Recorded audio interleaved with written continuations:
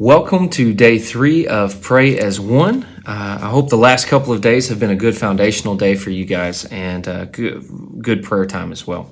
Today we're going to be in Deuteronomy chapter 7, verse 9, and we're going to be talking about God's faithfulness. This is what the text says. Know therefore that the Lord your God is God. He is the faithful God, keeping his covenant of love to 1,000 generations of those who love him and keep his commandments.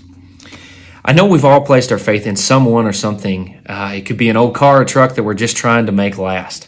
And everything's fine and good until it leaves us stranded on the highway. Then we want to get rid of it because we just can't count on it to get us from point A to point B.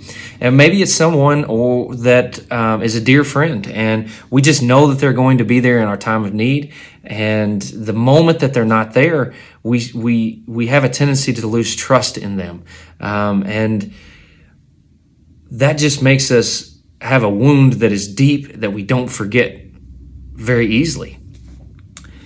But what about the times when someone or something is faithful? We tend to gain trust in that and to put our trust further in that.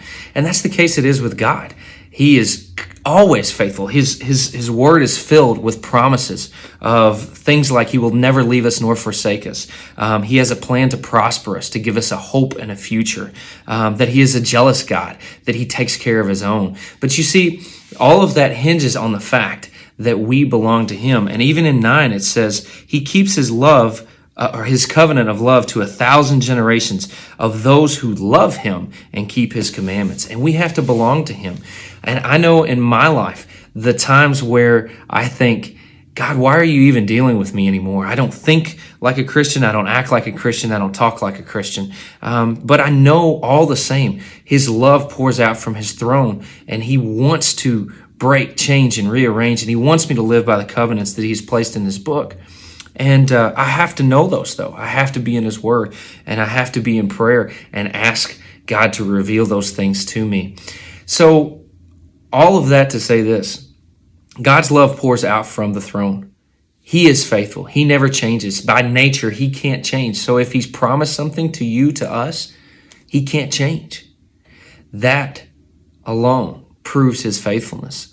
And it's something worth putting our trust in, to trust him even more. So in your prayer time today, what I challenge you to do is set forth before God and say, God, remind me of the times where you have been faithful, where I didn't even recognize that you were being faithful. Or maybe the times that I did recognize that. Thank him for those times, for his faithfulness in those times. And then remember those times so that when you are talking to others about Christ, that could be something you could take them to the word and say, this is what he says, and this is how it applied to my life. And he could do the same for you. So this morning, spend some time with God and think about his faithfulness. Have a great day.